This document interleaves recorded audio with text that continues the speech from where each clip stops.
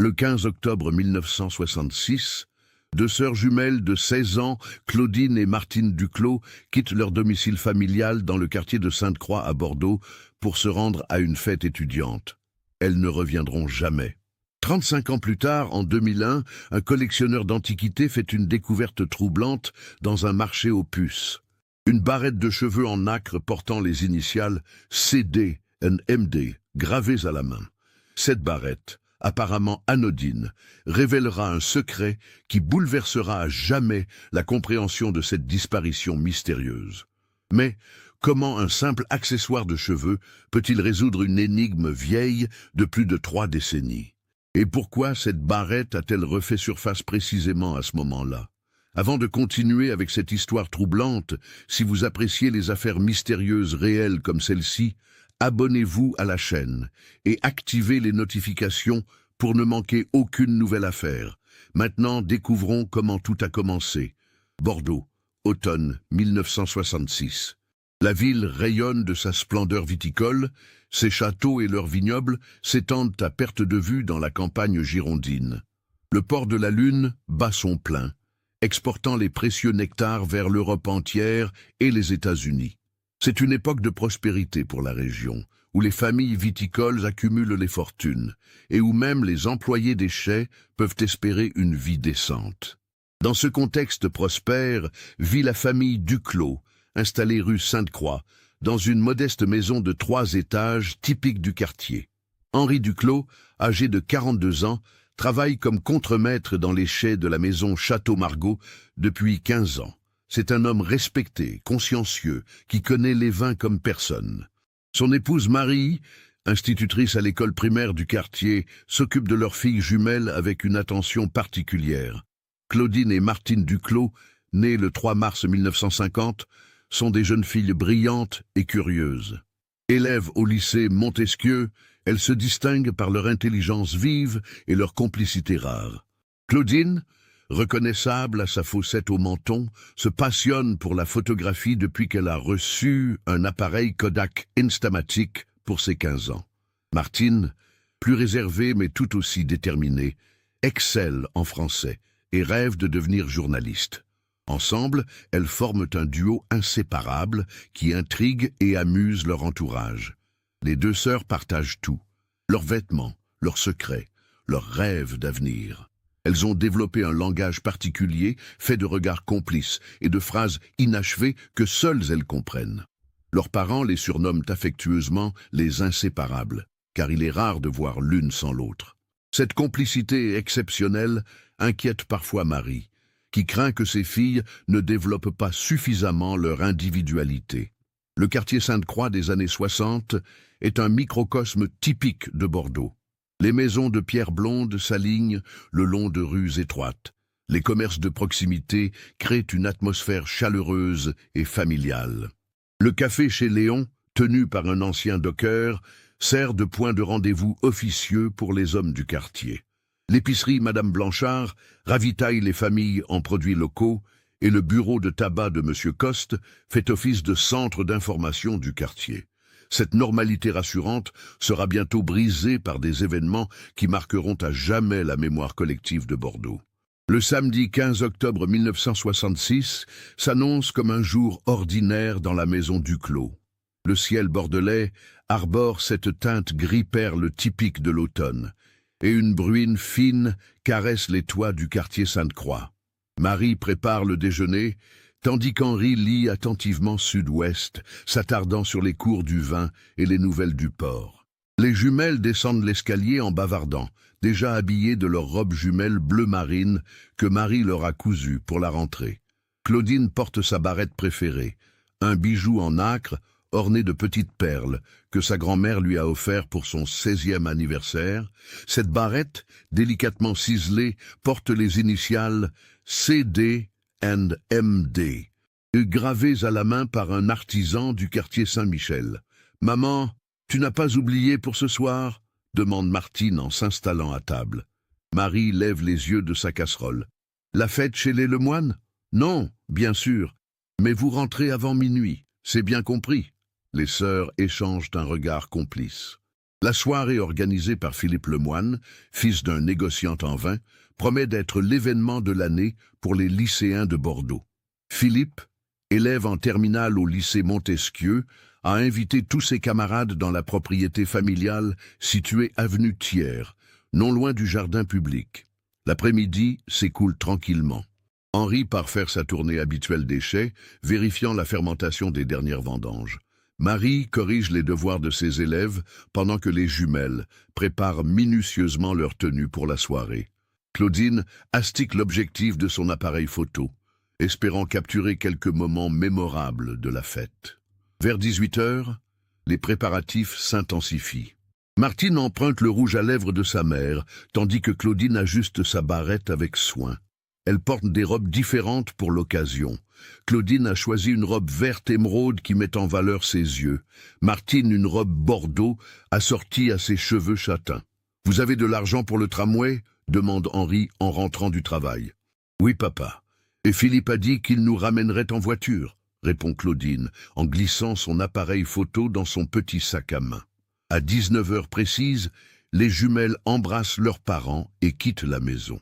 Marie les regarde s'éloigner par la fenêtre, une légère inquiétude au cœur. Plus tard, elle confiera aux enquêteurs qu'elle a ressenti quelque chose d'étrange, ce soir-là, sans pouvoir l'expliquer. Les dernières personnes à voir les sœurs Duclos vivantes sont les passagers du tramway de la ligne 3, qui les emmène vers le centre-ville.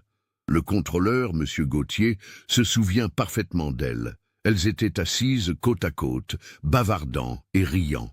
La brune tenait un petit appareil photo. Elles sont descendues arrêt Gambetta, vers 20 heures. De l'arrêt Gambetta à la propriété Lemoine, il y a environ 15 minutes de marche. Plusieurs témoins les aperçoivent avenue Thiers, marchant d'un pas déterminé vers leur destination. Madame Petit, qui promenait son chien, déclare « Elle semblait pressée, mais pas inquiète. Elles parlaient entre elles et riaient. C'est la dernière fois que quelqu'un les voit vivantes. À la fête, Philippe Lemoine et ses invités attendent les jumelles. 21 heures passent, puis 22 heures. Les organisateurs commencent à s'inquiéter. Philippe téléphone chez les Duclos vers 22h30. « Elles ne sont pas encore arrivées ?» demande Marie, la voix déjà teintée d'angoisse. « Non, Madame Duclos, nous pensions qu'elles avaient peut-être changé d'avis. » Henri prend le combiné. Sa voix se fait plus grave. « Elles sont parties il y a plus de 3 heures. Elles devraient être chez vous depuis longtemps. » Le père de famille raccroche et regarde sa femme. Dans leurs yeux se lit la même terreur muette. Quelque chose de terrible vient de se produire. À 23 heures, Henri Duclos se présente au commissariat central de Bordeaux pour signaler la disparition de ses filles. L'agent de permanence, le brigadier Moreau, prend la déposition avec le sérieux qui s'impose, bien que statistiquement, la plupart des disparitions de mineurs se résolvent dans les premières heures. La machine policière se met en branle immédiatement. Les patrouilles sillonnent les rues entre Sainte-Croix et l'avenue Thiers. L'hôpital Saint-André est contacté, ainsi que toutes les cliniques de la ville. Les gares et les arrêts de bus sont surveillés. À l'aube du dimanche 16 octobre, aucune trace des jumelles n'a été retrouvée. L'enquête officielle débute le lundi 17 octobre 1966 sous la direction de l'inspecteur Laurent Girard, un homme de 52 ans, chevronné et méticuleux. Girard a déjà traité plusieurs affaires de disparition et son approche systématique lui a valu une réputation solide au sein de la police judiciaire de Bordeaux. Les premières 48 heures sont cruciales. Girard fait battre le rappel de tous les témoins potentiels. L'avenue Thiers est passée au peigne fin, chaque riverain interrogé. Les employés du tramway, les commerçants, les passants du samedi soir, tous sont questionnés avec minutie. Une piste semble prometteuse quand un employé d'une station-service déclare avoir vu 2 jeunes filles qui correspondaient à la description, monter dans une voiture noire vers 20h30. Mais cette piste s'évanouit rapidement quand le témoin reconnaît formellement 2 autres lycéennes sur les photos présentées par les enquêteurs. Henri Duclos prend un congé exceptionnel pour participer aux recherches. Chaque matin, il rejoint les équipes de bénévoles qui battent la campagne girondine. Marie, elle, reste près du téléphone, espérant un appel, un signe, n'importe quoi qui pourrait ramener ses filles. Le quartier Sainte-Croix se mobilise avec une solidarité touchante. Madame Blanchard, l'épicière, organise une collecte pour financer l'impression d'affiches. Le café Chez Léon devient le quartier général officieux des recherches.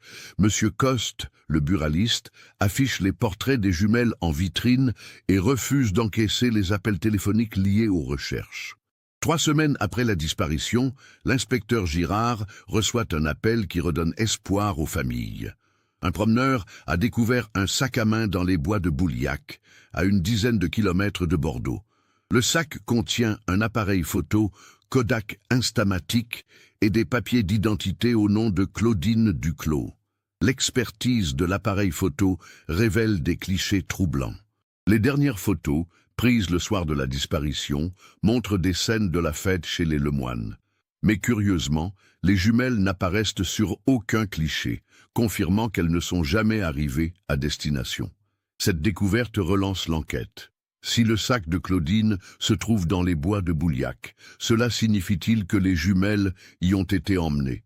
Les recherches s'intensifient dans cette zone, mobilisant des équipes cynophiles et des volontaires. Chaque taillis, chaque fossé, chaque clairière est fouillée systématiquement. Mais les bois de Bouliac gardent leur secret. Aucune autre trace des jumelles n'y sera jamais retrouvée. Les mois passent, transformant l'espoir en angoisse sourde, puis en résignation douloureuse. Henri Duclos reprend progressivement son travail, mais ses collègues remarquent qu'il a perdu sa jovialité habituelle. Marie, elle, sombre dans une mélancolie profonde qui inquiète ses proches. Elle continue d'enseigner, mais sa passion pour son métier s'est éteinte.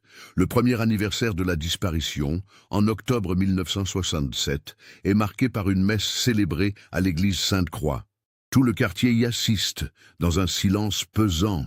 L'inspecteur Girard, toujours sur l'affaire, y participe également, scrutant discrètement l'assistance, espérant déceler un comportement suspect. En 1968, l'enquête est officiellement classée sans suite, faute d'éléments nouveaux. Girard, proche de la retraite, confie le dossier à son successeur avec amertume. « J'ai l'impression d'avoir échoué. Ces gamines étaient peut-être à 2 pas de nous et nous n'avons rien vu. » Marie Duclos ne se remet jamais totalement de cette tragédie. Elle conserve intacte la chambre de ses filles, leurs vêtements soigneusement pliés, leurs livres alignés sur l'étagère. Chaque année, au anniversaire de la disparition, elle dépose des fleurs blanches sur le banc du jardin public, où les jumelles aimaient s'asseoir pour réviser leurs leçons. Henri, lui, développe une obsession particulière. Il passe ses soirées à éplucher les faits divers des journaux locaux, convaincu qu'un jour, un détail lui échappera qui pourrait relancer l'enquête. Il constitue même un dossier personnel, classant méticuleusement tous les articles de presse, tous les témoignages, tous les indices, même les plus ténus. Cette obsession finit par user sa santé. En 1975, Henri Duclos succombe à une crise cardiaque à l'âge de 51 ans. Marie, désormais veuve, se retrouve seule avec ses souvenirs et ses interrogations. La disparition des jumelles Duclos devient progressivement une légende urbaine bordelaise. Les anciens du quartier Sainte-Croix la racontent aux nouveaux arrivants, les détails se déformant au fil des années. Certains prétendent avoir vu les fantômes des jumelles dans les rues du quartier, d'autres affirment qu'elles ont été enlevées par des trafiquants internationaux. Marie Duclos décède en 1989, emportant avec elle les derniers espoirs de résoudre l'énigme. La maison familiale est vendue, les affaires personnelles dispersées. Le dossier de police, lui, rejoint les archives départementales, dans l'indifférence générale. Pendant 35 ans, l'affaire semble définitivement close. Bordeaux a changé, le quartier Sainte-Croix s'est modernisé, une nouvelle génération a grandi sans connaître l'histoire des jumelles Duclos. Seuls quelques anciens se souviennent encore de ces 2 jeunes filles qui ont disparu un soir d'octobre 1966. Mais le destin avait prévu un dernier rebondissement. Dimanche 14 octobre 2001, exactement 35 ans après la disparition des jumelles Duclos, André Valmont, Antiquaire et collectionneur passionné, arpente les allées du marché aux puces de Bordeaux-Lac avec l'œil expert de quelqu'un qui a passé sa vie à dénicher les trésors cachés. André, 63 ans, est une figure respectée du milieu des antiquaires bordelais. Sa boutique, située rue Notre-Dame dans le quartier historique, attire les collectionneurs du monde entier. Spécialisé dans les objets du 19e et du début du 20e siècle, il possède un don particulier pour déceler la valeur d'objets apparemment anodins. Ce dimanche-là, André flâne entre les étals avec sa loupe de bijoutier glissée dans la poche de sa veste. Le marché aux puces de Bordeaux-Lac, installé dans d'anciens entrepôts portuaires, bruisse de l'activité habituelle. Marchands vantant leurs trouvailles, chineurs fouillant dans les cartons, discussions âpres sur les prix. Vers 11 heures, André s'arrête devant le stand de Madame Rivière, une vendeuse occasionnelle qui liquide les affaires d'une succession. La vieille dame, âgée de 70 ans, explique qu'elle vide la maison de sa sœur décédée quelques mois plus tôt. « Ma sœur Geneviève était un peu folle, vous savez », confie-t-elle à André. « Elle ramassait tout, gardait tout. J'ai trouvé des cartons entiers de babioles dans son grenier. Je ne sais même pas d'où ça vient. » André examine distraitement les objets exposés. Vieux cadres, bijoux fantaisie, petits meubles défraîchis. Son regard s'arrête sur une vitrine improvisée contenant des bijoux anciens. Au milieu des broches et des colliers, une barrette à cheveux attire son attention. La barrette, en nacre véritable, témoigne d'un artisanat soigné. Elle mesure environ 8 cm de long, ornée de petites perles délicatement serties. Mais ce qui frappe André, c'est la gravure fine visible sur le côté, CDNMD. Cette barrette, d'où vient-elle? Demande-t-il à Madame Rivière. La vieille dame hausse les épaules. Aucune idée. Elle était dans un petit coffret avec d'autres bijoux. Ma sœur ne m'a jamais parlé de ça. André examine la barrette à la loupe. Le travail est remarquable, typique des artisans bordelais des années 60. Les initiales sont gravées avec une précision qui témoigne d'une commande personnalisée. Une intuition étrange s'empare de lui. Combien pour cette barrette? 10 francs, ça vous va? André acquiesce et glisse la barrette dans sa poche. En rentrant chez lui, il ne peut s'empêcher de penser à ses initiales. CD, un MD. Dans sa longue carrière, il a appris à faire confiance à son instinct et quelque chose lui dit que cet objet n'est pas ordinaire. De retour dans sa boutique, André installe la barrette sous sa lampe d'expertise. L'examen révèle des détails troublants. La nacre porte des traces d'usure qui suggèrent un port régulier. Plus intrigante encore, une minuscule fissure dans la partie supérieure semble artificielle, comme si la barrette avait été délibérément modifiée. André sort ses outils de bijoutier et examine la fissure de plus près. Avec précaution, il exerce une légère pression. La partie supérieure de la barrette s'ouvre comme un petit coffret, révélant une cavité secrète d'environ 1 cm de profondeur. À l'intérieur, enroulé dans un papier huilé, se trouve un minuscule rouleau de pellicule photographique. Le cœur d'André s'emballe. Dans le milieu des antiquaires, on connaît des histoires de bijoux à compartiments secrets utilisés pour cacher des messages ou des documents précieux. Mais découvrir réellement un tel objet relève de l'exceptionnel. Le rouleau de pellicule, malgré son âge, semble en bon état. André comprend immédiatement qu'il tient entre ses mains quelque chose d'important. Mais quoi? Et pourquoi cette pellicule a-t-elle été cachée dans une barrette? L'après-midi même, André se rend chez Philippe Monet, photographe professionnel et ami de longue date. Philippe possède encore l'équipement nécessaire pour développer les anciens formats de pellicule. « André, tu es sûr de vouloir développer ça? Ce machin doit avoir au moins 30 ans. Il y a peu de chances que les images soient exploitables, » prévient Philippe. « Justement, c'est ça qui m'intrigue. Quelqu'un a pris la peine de cacher cette pellicule dans un bijou. Il y a forcément une raison. » Philippe s'installe dans sa chambre noire. 1 heure plus tard, il ressort avec 6 tirages photographiques légèrement jaunis mais parfaitement lisibles. André examine les photos avec stupéfaction. Elles montrent une réunion dans ce qui semble être une cave voûtée. Une dizaine d'hommes en costume, assis autour d'une table, discutent devant des bouteilles de vin. L'angle de prise de vue suggère que les photos ont été prises en cachette, depuis une position surélevée. Mais le plus troublant, c'est la qualité des clichés. Malgré les conditions difficiles, les visages sont nettement reconnaissables. Philippe, qui a grandi à Bordeaux, identifie immédiatement plusieurs personnalités locales des années 60. « André, regarde ça », dit-il en pointant une photo. C'est Georges Lemoine, le négociant en vin, et là, tu vois, c'est Paul Martinet, le propriétaire du château Pichon. Et cet homme, au fond, c'est bien Robert Chavagne, le courtier. André fronce les sourcils. Une réunion de viticulteurs dans une cave, qu'est-ce que ça peut avoir d'extraordinaire? Attends, regarde cette photo-là, insiste Philippe. Sur le cliché, la scène est plus claire. On voit distinctement plusieurs hommes manipuler des bouteilles, versant le contenu d'une bouteille dans plusieurs autres. Sur la table, des étiquettes vierges et des bouchons neufs suggèrent une opération de reconditionnement. « Mon Dieu !» murmure André. « On dirait qu'il trafique les vins. » Philippe hoche la tête. « Et regarde l'arrière-plan. Cette cave, je la reconnais. C'est dans les anciens chais de la rue Fondodège. Ils ont été démolis en 1968. » André réalise soudain l'importance de sa découverte. Si ces photos datent d'avant 1968, elles constituent peut-être la preuve d'un trafic de vin impliquant les plus grandes figures du négoce bordelais. Mais une question le taraude, qui a pris ces photos? Et pourquoi ont-elles été cachées dans une barrette gravée aux initiales CDNMD? Le soir même, André effectue des recherches dans les archives de Sud-Ouest. Il épluche les journaux des années 60, cherchant des indices sur ces initiales. Vers 23 heures, il tombe sur un article daté du 18 octobre 1966. Disparition inquiétante de deux jumelles à Bordeaux. L'article mentionne Claudine et Martine Duclos, 16 ans, disparues le 15 octobre 1966. Les initiales correspondent parfaitement, CD et MD. André passe la nuit à reconstituer l'histoire.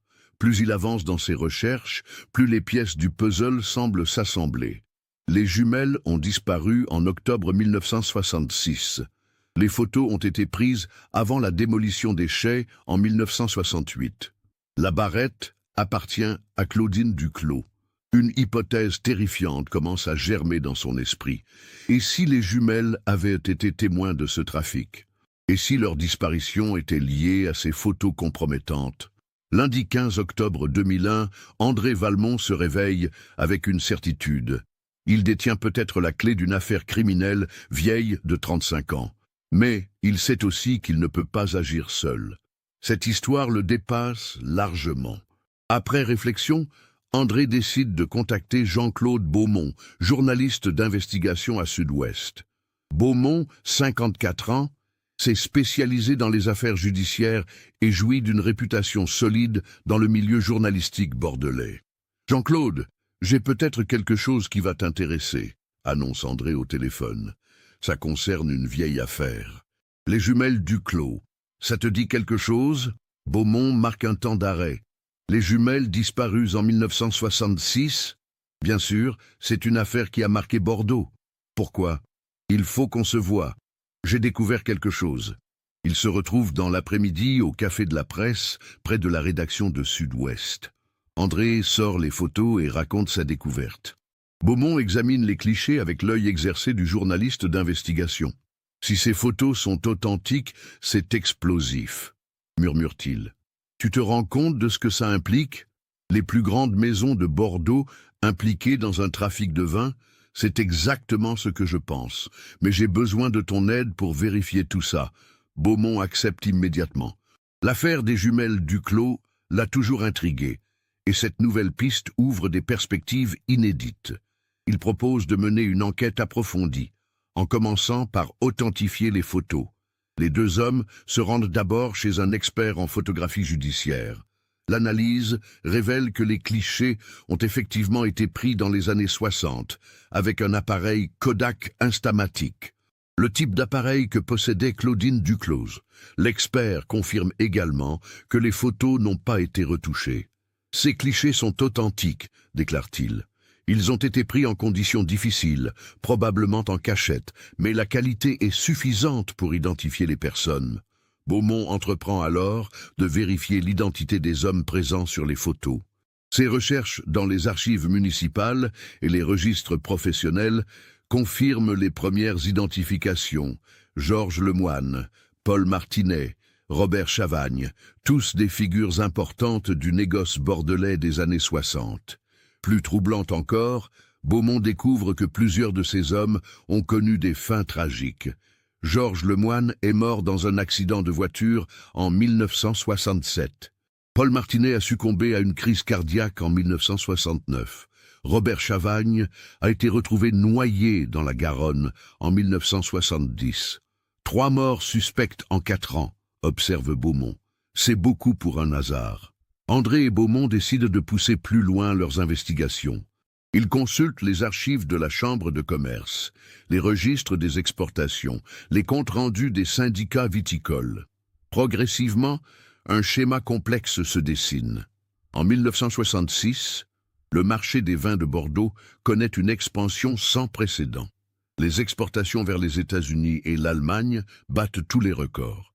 Dans ce contexte, la tentation est grande pour certains négociants de maximiser leurs profits par des méthodes illégales. Les recherches révèlent que plusieurs lots de vins de prestige ont été exportés en quantité suspecte. Des châteaux réputés pour leur production limitée semblent avoir miraculeusement multiplié leur volume. Les douanes de l'époque, moins vigilantes qu'aujourd'hui, n'ont apparemment rien remarqué. « Regarde ça », dit Beaumont en montrant un document douanier. Le château Pichon a exporté 3 fois plus de bouteilles en 1966 qu'en 1965. Comment t'expliques-tu ça? Il coupait les grands crus avec des vins ordinaires, répond André. C'est exactement ce qu'on voit sur les photos. La technique est simple mais efficace. Prendre une bouteille d'un grand cru, la vider à moitié, la compléter avec un vin ordinaire et remettre un bouchon neuf. Le consommateur final, souvent éloigné géographiquement, n'y voit que du feu. Mais un tel trafic nécessite une organisation sophistiquée. Il faut des caves secrètes, des complicités dans les maisons de négoce, des réseaux de distribution. Et surtout, il faut que tout le monde se taise. C'est là que les jumelles entrent en jeu, réfléchit Beaumont. Si elles ont photographié cette réunion, elles sont devenues des témoins gênants. André hoche la tête, mais une question le taraude encore. Comment 2 lycéennes de 16 ans ont-elles pu assister à une réunion secrète de négociants? Beaumont fouille dans ses notes. Il faut qu'on reconstitue leur mouvement ce soir-là. On sait qu'elles ont quitté leur domicile à 19h pour se rendre chez les Lemoine, avenue Thiers. Mais elles ne sont jamais arrivées. Les 2 hommes étudient un plan de Bordeaux de 1966. Le trajet entre la rue Sainte-Croix et l'avenue Thiers passe nécessairement par le centre-ville. Et les anciens chais de la rue Fondodège se trouvent exactement sur ce parcours. Elles ont pu entendre des voix, voir de la lumière, suppose André. Tu sais comme les jeunes sont curieux, elles se sont peut-être approchées pour regarder. Et Claudine avait son appareil photo, ajoute Beaumont. Elle était passionnée de photographie. Elle a dû saisir l'occasion de faire des clichés insolites. Cette hypothèse explique beaucoup de choses. Les jumelles, en route vers la fête, auraient découvert par hasard cette réunion clandestine. Claudine, intriguée, aurait pris des photos, mais elles auraient été repérées. Beaumont reprend ses recherches dans les archives policières. Grâce à ses contacts dans la police judiciaire, il obtient l'autorisation de consulter le dossier original de l'enquête Duclos. Le dossier, épais de plusieurs centaines de pages, révèle des détails troublants. L'inspecteur Girard avait noté plusieurs incohérences dans les témoignages. Certains habitants du quartier des Anciens Chais affirmaient avoir entendu des cris et vu des voitures suspectes le soir du 15 octobre 1966. Mais ces témoignages avaient été écartés, faute de corroboration. Plus intriguant encore, Girard avait interrogé Georges Lemoine, le père de Philippe, dans le cadre de l'enquête. Lemoine avait confirmé que les jumelles étaient attendues chez lui, mais il s'était montré étrangement nerveux lors de l'interrogatoire. « Regarde ça », dit Beaumont en montrant un procès-verbal. Girard note que Lemoine transpirait abondamment et évitait le regard. Il a même demandé à changer de chemise pendant l'interrogatoire. André fronce les sourcils. « Tu crois qu'il était impliqué ?»« C'est possible. Son fils organisait la fête qui devait attirer les jumelles. Coïncidence. Les deux hommes décident d'approfondir leurs recherches sur Georges Lemoine. Ils découvrent que sa maison de négoce traversait des difficultés financières en 1966. Plusieurs créanciers le poursuivaient et sa réputation commençait à en souffrir. Dans ce contexte, participer à un trafic de vin lucratif aurait pu résoudre ces problèmes. Mais si les jumelles avaient photographié la réunion, elles représentaient une menace existentielle pour toute l'organisation. « Il y a autre chose », dit Beaumont, après avoir consulté les registres de l'état civil. Georges Lemoine est mort le 3 novembre 1966, soit moins de 3 semaines après la disparition des jumelles. Officiellement, accident de voiture sur la route de Libourne. André sent un frisson lui parcourir l'échine. 3 semaines, c'est très court. Surtout que le rapport de gendarmerie mentionne des circonstances étranges. Lemoine roulait seul, partant clair, sur une route qu'il connaissait parfaitement. Sa voiture a quitté la chaussée sans raison apparente. Les recherches se poursuivent pendant plusieurs jours. André et Beaumont découvrent progressivement l'ampleur du trafic. Les documents douaniers révèlent des exportations suspectes vers l'Allemagne et les États-Unis. Des vins ordinaires du Languedoc étaient acheminés clandestinement vers Bordeaux, puis mélangés avec de grands crus pour créer des volumes de vente considérables. Le système était d'une sophistication remarquable. Les trafiquants utilisaient des étiquettes contrefaites, des bouchons de liège vieillis artificiellement, même des bouteilles anciennes récupérées dans les restaurants. Le consommateur final, souvent amateur mais pas expert, ne pouvait déceler la supercherie. « Regarde ces chiffres », dit Beaumont en étalant des documents sur la table. En 1966, les exportations de certains châteaux ont augmenté de 300%. C'est impossible avec une production normale. Combien ça pouvait rapporter ? Demande André. Des millions de francs. Un grand cru se vendait 10 fois plus cher qu'un vin ordinaire. Même en coupant à 50%, la marge était énorme. Mais André et Beaumont comprennent aussi que ce trafic ne pouvait fonctionner qu'avec des complicités à tous les niveaux. Il fallait des employés dans les chais, des transporteurs pour acheminer les vins de coupage, des complices dans l'administration douanière. C'est un véritable réseau, conclut Beaumont. Et quand les jumelles sont tombées dessus, elles ont signé leur arrêt de mort. Une question reste en suspens. Comment les photos ont-elles survécu ? Si les trafiquants ont éliminé les jumelles, pourquoi n'ont-ils pas récupéré l'appareil photo ? La réponse vient d'un détail troublant découvert dans le dossier d'enquête. Claudine avait l'habitude de changer fréquemment la pellicule de son appareil, gardant les films exposés dans sa barrette secrète. Une habitude que seule sa sœur jumelle connaissait. Elle a dû cacher la pellicule dans sa barrette avant d'être capturée, suppose André. Et les trafiquants n'ont trouvé que l'appareil, avec une pellicule vierge ou sans importance. Cette hypothèse explique pourquoi l'appareil photo retrouvé dans les bois de Bouliac ne contenait que des photos anodines de la fête chez les Lemoine. Les véritables photos compromettantes étaient cachées dans la barrette. Mais comment la barrette s'est-elle retrouvée chez Geneviève Rivière, la sœur de la vendeuse du marché aux puces ? André et Beaumont décident de mener l'enquête jusqu'au bout. Ils se rendent chez Madame Rivière pour l'interroger sur les affaires de sa sœur. La vieille dame les accueille dans son petit appartement du quartier Bastide, de l'autre côté de la Garonne. Geneviève était employée de maison, explique-t-elle. Elle a travaillé toute sa vie chez des familles bourgeoises. Après sa retraite, elle vivait de ses économies et de quelques ménages occasionnels. Chez qui travaillait-elle dans les années 60 ? Demande Beaumont. Madame Rivière réfléchit. Elle avait plusieurs employeurs. Je me souviens surtout de Madame Lemoine, la femme du négociant. Geneviève y travaillait 2 fois par semaine. André et Beaumont échangent un regard significatif. Geneviève Rivière travaillait chez les Lemoine. Voilà comment la barrette avait pu survivre et rester cachée pendant 35 ans. Votre sœur vous a-t-elle jamais parlé de la disparition des jumelles Duclos ? Insiste Beaumont. Madame Rivière semble hésiter. C'est drôle que vous me demandiez ça. Geneviève était très affectée par cette histoire. Elle répétait souvent que ces pauvres petites avaient vu ce qu'il ne fallait pas voir. Cette révélation change tout. Geneviève Rivière n'était pas seulement employée chez les Lemoine, elle était témoin des événements de 1966. André et Beaumont comprennent qu'ils touchent enfin à la vérité. Votre sœur en savait plus qu'elle ne le disait, affirme Beaumont. Elle a peut-être vu ou entendu quelque chose cette nuit-là. Madame Rivière semble troublée. Après un long silence, elle disparaît dans sa chambre et revient avec une boîte en carton. Avant de mourir, Geneviève m'a fait promettre de garder ça précieusement. Elle disait que peut-être un jour, quelqu'un viendrait poser les bonnes questions. Dans la boîte, André et Beaumont découvrent un carnet manuscrit tenu par Geneviève Rivière de 1960 à 1980. Une sorte de journal intime où elle consignait les événements marquants de sa vie. L'entrée du 15 octobre 1966, les glaces d'effroi. Terrible soirée chez les Lemoine.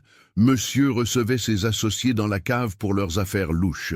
J'avais fini le ménage et je partais quand j'ai entendu des cris dans la cour. J'ai vu 2 jeunes filles qui couraient, poursuivies par des hommes.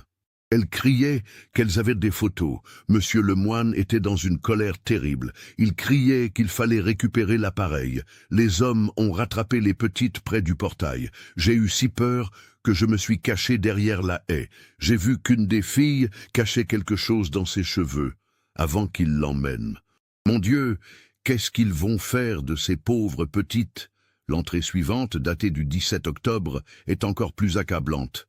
Monsieur Lemoine a l'air très nerveux depuis 2 jours. Il a fait brûler des papiers dans la cheminée. Madame pleure tout le temps. Elle répète que jamais elle n'aurait cru que son mari irait si loin. J'ai trouvé une barrette de cheveux dans la cour, celle qu'une des petites avait caché quelque chose dedans. Je l'ai gardée, je ne sais pas pourquoi. Peut-être pour témoigner si un jour on me demande. André et Beaumont lisent en silence, bouleversés par ces révélations. Geneviève Rivière avait été témoin de l'enlèvement des jumelles. Elle avait vu Claudine cacher la pellicule dans sa barrette. Et elle avait gardé cette barrette pendant 35 ans, en attendant que quelqu'un vienne chercher la vérité. Les dernières entrées du carnet révèlent l'ampleur du réseau criminel. Geneviève note les allées et venues suspectes chez les Lemoine, les visites nocturnes d'hommes en costume, les conversations qu'elle surprend sur le trafic de vin. Elle mentionne aussi la mort accidentelle de Georges Lemoine. Il était de plus en plus nerveux depuis l'affaire des petites. Il buvait trop et parlait de tout révéler à la police. Je crois qu'ils l'ont tué pour le faire taire. Le carnet révèle également le sort des jumelles. Selon Geneviève, elles ont été emmenées dans une propriété isolée de l'Entre-deux-Mers, appartenant à Paul Martinet. Elles ne reviendront jamais, écrit-elle le 20 octobre 1966. Monsieur Lemoine a dit à sa femme que c'était nécessaire pour protéger tout le monde. André et Beaumont réalisent qu'ils détiennent maintenant assez d'éléments pour reconstituer entièrement le drame de 1966. Les jumelles Duclos, en route vers la fête de Philippe Lemoine, ont découvert par hasard la réunion secrète des trafiquants de vin. Claudine, passionnée de photographie, a saisi l'occasion de prendre des clichés insolites. Mais elles ont été repérées. Poursuivies dans la cour de la propriété Lemoine, elles ont tenté de s'enfuir. Claudine, pressentant le danger, a eu le réflexe de cacher la pellicule compromettante dans sa barrette avant d'être capturée. Les trafiquants ont récupéré l'appareil photo, mais sans la pellicule principale. Ne pouvant prendre le risque que les jumelles parlent, ils ont pris la décision fatale de les éliminer. C'est monstrueux, murmure André. 2 gamines innocentes, mortes pour avoir été au mauvais endroit au mauvais moment. Beaumont, lui, pense déjà aux implications de cette découverte. Il faut prévenir la police. Cette affaire doit être rouverte. Mais Madame Rivière les arrête. « Attendez, dit-elle, il y a autre chose que vous devez savoir. » Elle retourne dans sa chambre et revient avec une enveloppe cachetée. Geneviève m'a donné ça avant de mourir. Elle m'a dit de ne l'ouvrir que si quelqu'un venait enquêter sur les jumelles Duclos. L'enveloppe contient une lettre manuscrite, datée de février 2001, quelques mois avant la mort de Geneviève. Si vous lisez ceci, c'est que j'ai eu raison de garder ces preuves. Les petites Duclos ont été tuées par les hommes de Georges Lemoine, Paul Martinet et Robert Chavagne. Ils trafiquaient les vins de Bordeaux pour l'exportation. Les petites avaient pris des photos compromettantes. Elles sont enterrées dans la propriété Martinet, près du Grand Chêne, derrière les anciennes écuries. J'ai gardé leur secret pendant 35 ans, mais maintenant que je vais mourir, il faut que la vérité soit connue, que leurs parents puissent enfin avoir la paix. Cette lettre constitue la pièce finale du puzzle. André et Beaumont comprennent qu'ils ne détiennent plus seulement des preuves d'un trafic de vin, mais les éléments d'un double meurtre. Il faut contacter immédiatement le procureur, déclare Beaumont. Cette affaire va faire grand bruit. Mais André a une dernière question.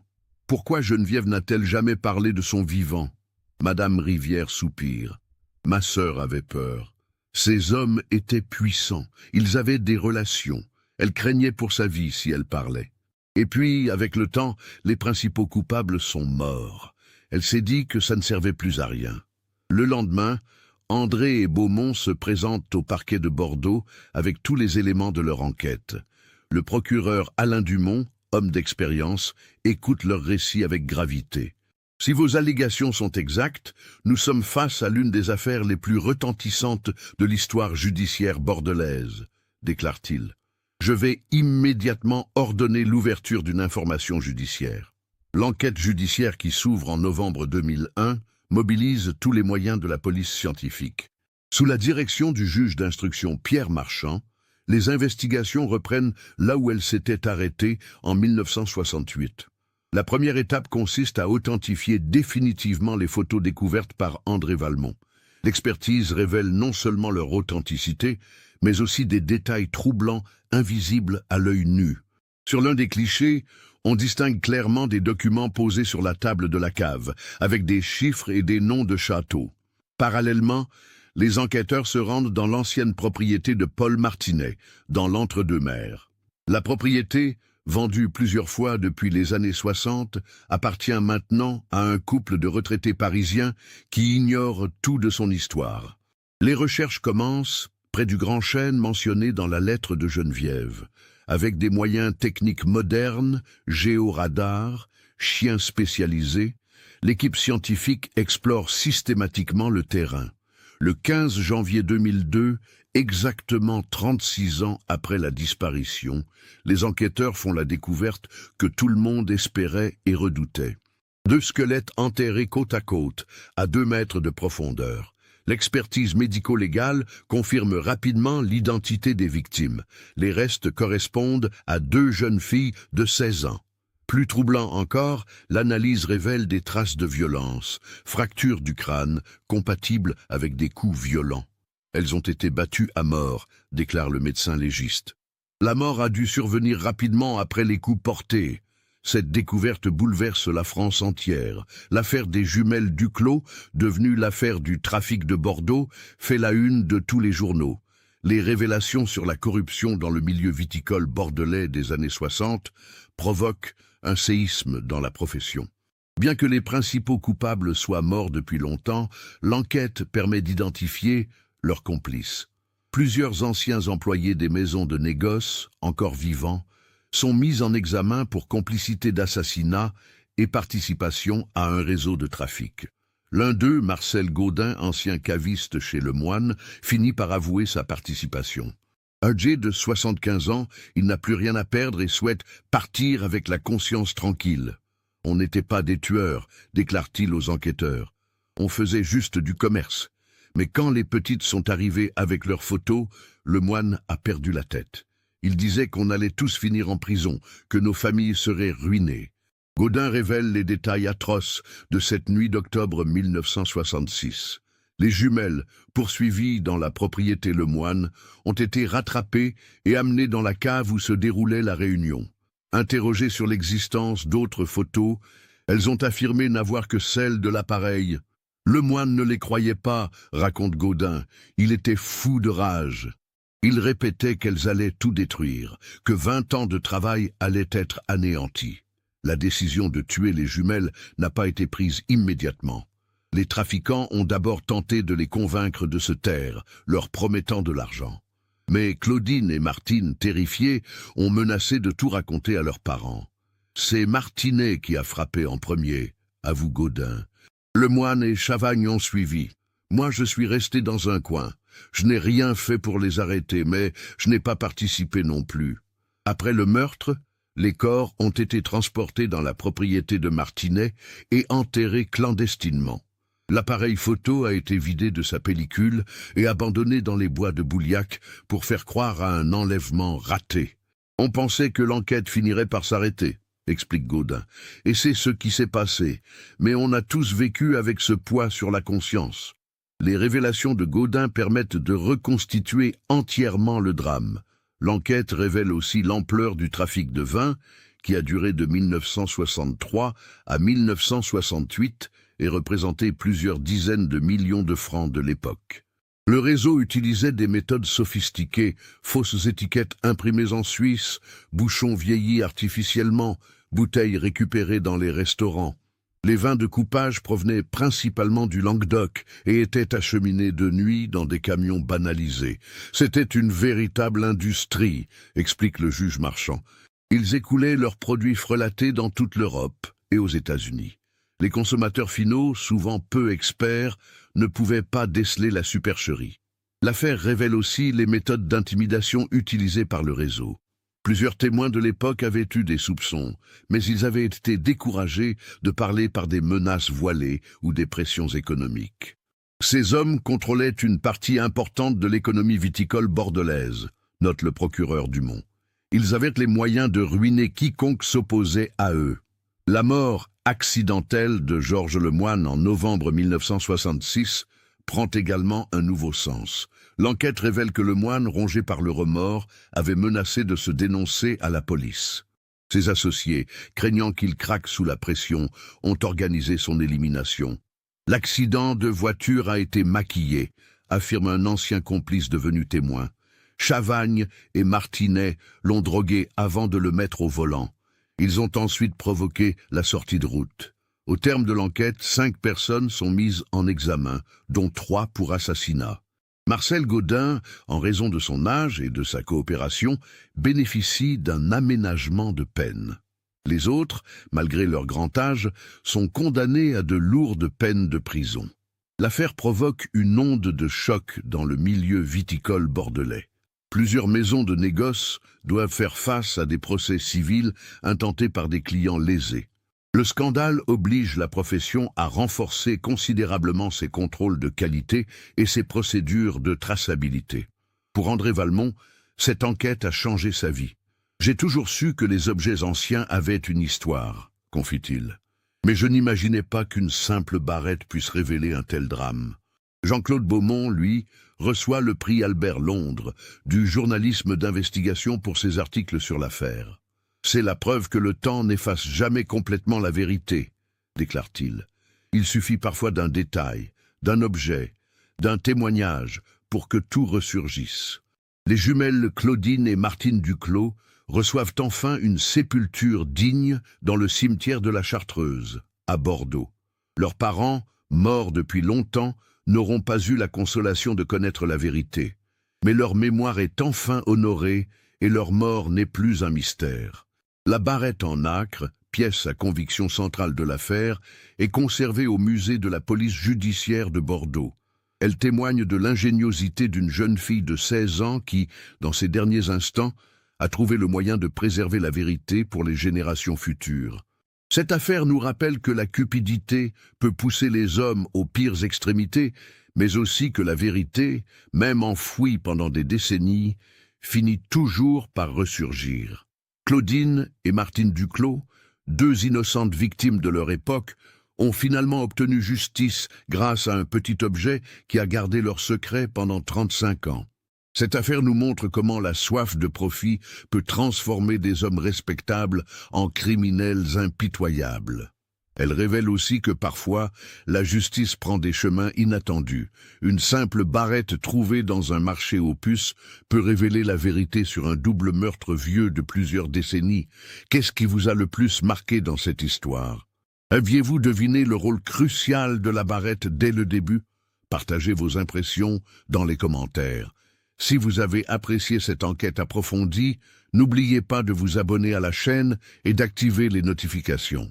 Laissez votre like si cette histoire vous a touché et partagez-la avec quelqu'un qui s'intéresse aux affaires criminelles historiques.